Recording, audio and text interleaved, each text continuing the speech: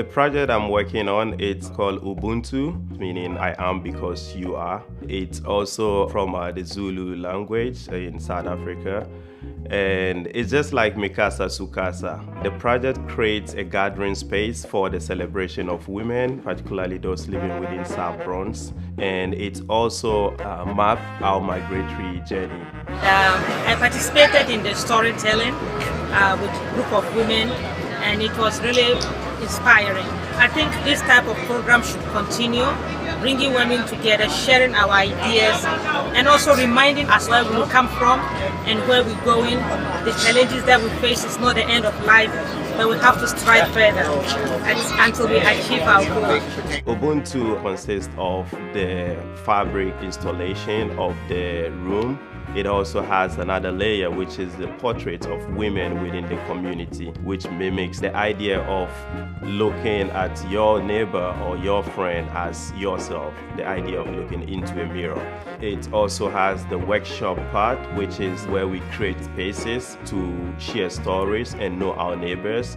Sometimes it's very emotional when you remember the past, but you also have to build yourself and get stronger.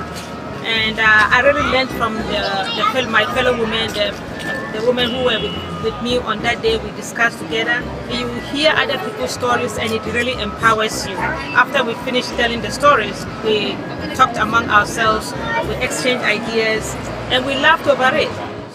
Fabric pieces are sourced across the world and in New York, across our 5 boroughs. And especially like for the past 6 months, I've collected a huge number of fabrics in South Bronx, which is a collaboration between myself and other community members to build this wall.